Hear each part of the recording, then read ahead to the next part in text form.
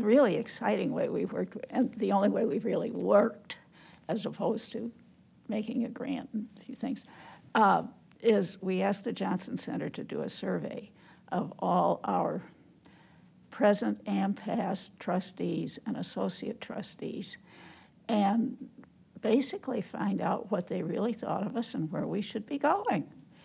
And I have to say it was fascinating. I mean, first of all, there are the silly little things like the people who say, well, if you do this electronically, we would have answered sooner.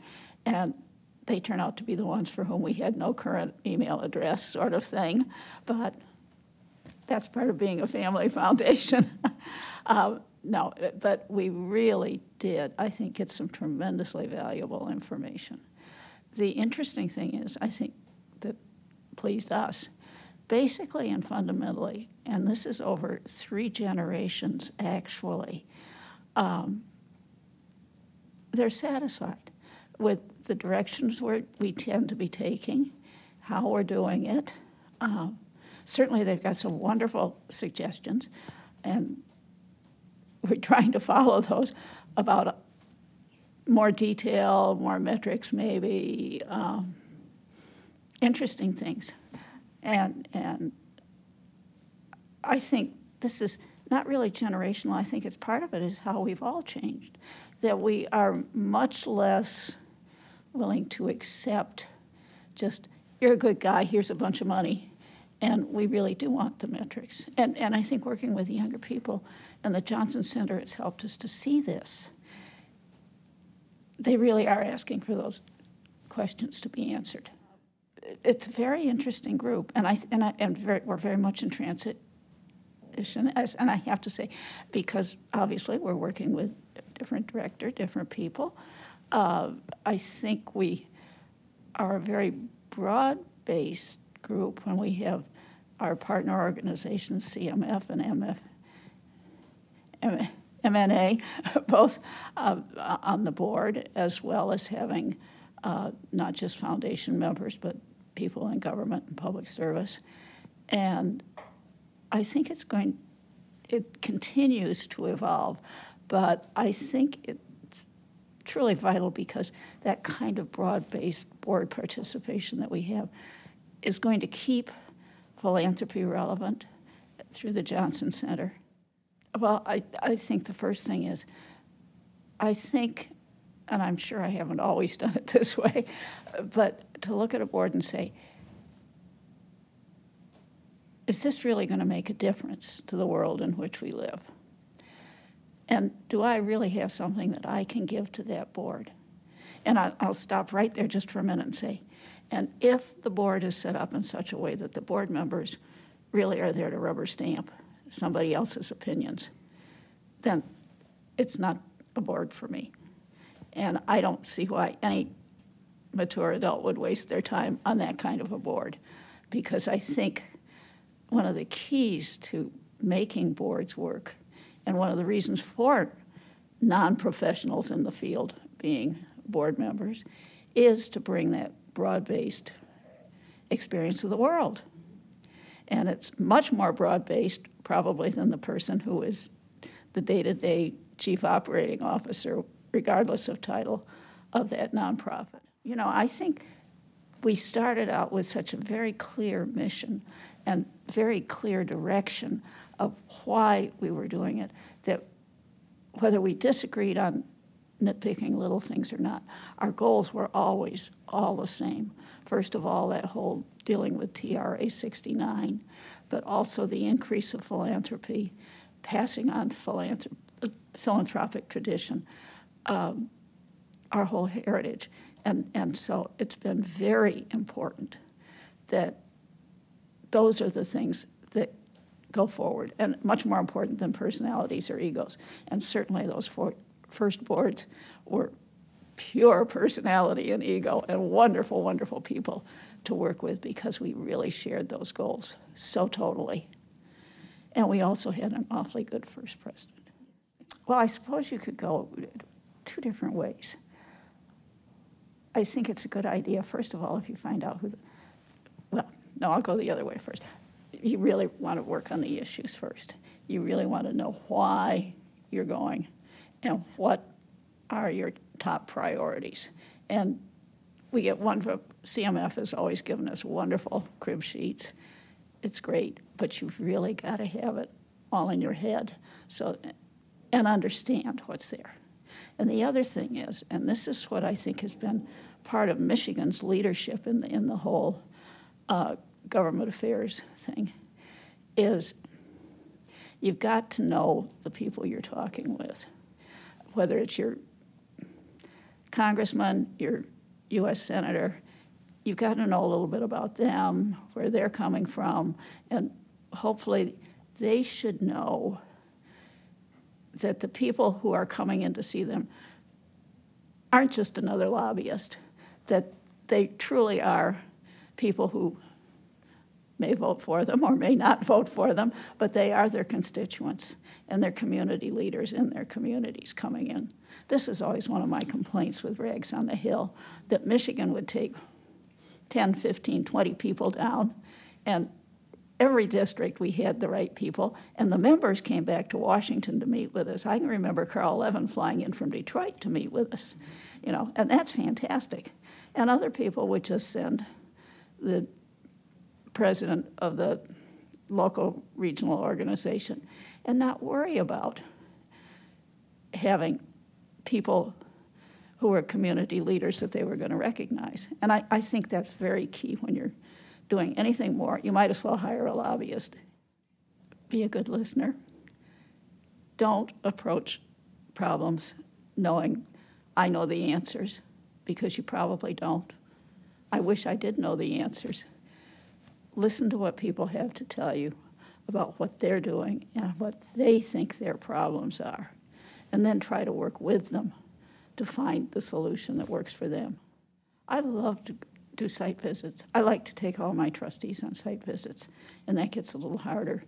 But the other thing is truly trying to be accessible and trying to spend time talking. We spend a lot of time, frequently, particularly on major grants. We may spend a year before it comes to the trustees, because we're trying to work out what's going to be best for all of us. And we try to keep it as, it's not confrontational. We're not going to tell you how to run your organization, usually. Once in a while it happens that you really do have to say, hey, you got some problems. But as an outsider, you can have that role. yes, Yeah. it's not fun. But I think it's the willingness to take time and be accessible. The only problem with that is it increases anticipation. True. People And sometimes you just can't. It doesn't work no matter what you try. CMF, and we've talked about that, we came together really with a specific goal in mind. As I recall MNA, we had worked with the parent organization, which was another organization to start with, I think the Michigan League for Human Services. And through that evolution, I think first we started with grant maker, grant seeker, mutual conferences, so we were in the same room together. And then it tended to evolve into what has now become the Michigan Nonprofit Association.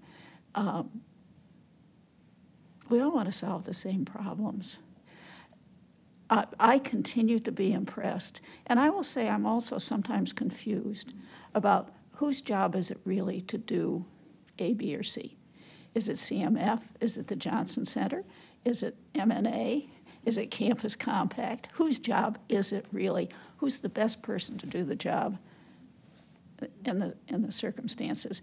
And I think the fact that the lines are a little vague is good, but it's probably also very confusing for people coming from the outside and wanting help and not really knowing where to go.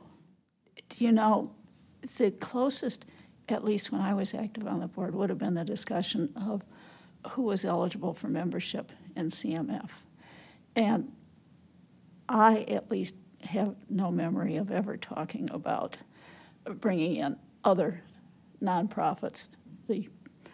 In fact, we had a lot of discussion about operating foundations, for instance, and whether, because they were raising money at the same time they're spending it, whether they were really part of it. I think we try, but I'll very honestly, we used to really keep vendors out, except if they were doing a presentation on a specific issue. And I think we probably have more vendors than we really need who are attending supposedly as specialists, but the way they work people over after we go home, I have problem believing that. Yeah, so it changes the nature. And it really does change the nature of the relationships. Interesting, okay. Now, is that fairly recent? Yeah, I think it is. And it's in specific fields, and it's almost as if CMF were endorsing certain people who do certain things. And I really don't think that's CMF's role. I think that our legislative agenda was very much a part of our plan of work, or the president's plan of work for the following year. And so we would review the past year's plan of work and the successes and failures and go on to what are the things that we didn't make it yet on, and what are the things that we've done satisfactorily, and what's the plan of work for 2012. And we dealt probably in the early days much more very specifically with issues affecting philanthropy. I think now we tend to become involved in public policy issues that are not necessarily only philanthropy. And we were much more concerned about whether somebody would decide we were lobbying. And we practically carried flags. You know, you can lobby to save your own life, and that's what we were doing, whether it was family foundations or community foundations or corporate foundations, that we were really doing the issues that involved our ability to operate effectively. I can't remember an issue we've given up on, and some of them we repeat, and we get it for a year or two, and then we go back. Uh-huh. It looked to me like it just rolled forward. It does. Up, right? It does. Well, you know, the legislative process is such that if it's a piece of another piece of legislation and that gets vetoed or gets voted down, you got to start from the beginning, even if you had 100% support. I think there are all degrees of understanding, not only about the field, but about how to be politically effective. I don't know why I'm just saying this is foundation people who are on public policy committees. I think that most people, if they ever knew how to operate, this is Ranny being very cynical today, effectively in the whole area of public policy are having real problems right now. And it doesn't hurt to compromise. That's how you solve problems. Well, I think that we all realized that one of the ways we were going to increase philanthropy and increase people's interest in philanthropy was through the community foundations. And anyone can be a philanthropist. You don't have to have $100,000 or $1 million, or you can do it with 10 or 20,000 or probably even less.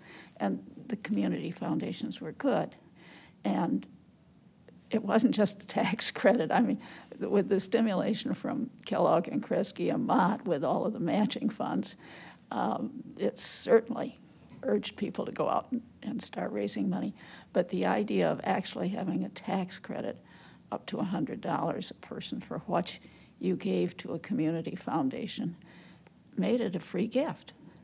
And that was a really exciting, wonderful way to start people who had never really thought, other than perhaps tithing to their church, about giving any kind of money, and maybe giving to their college. I think that has to go in. And I think it was great, and I think it did a wonderful job. And I think right now the most important conversation we have to have in organized philanthropy is now we've got to change our story.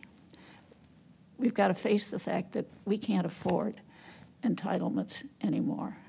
And for who knows how long, but right now we certainly cannot.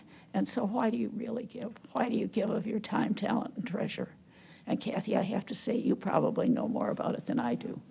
Because I truly believe until we can start talking, and not about guilt, but about giving to make change, to make the communities in which we live better places, to create opportunity, positive things. And it's got to be a very positive conversation. Instead of just saving my 30%.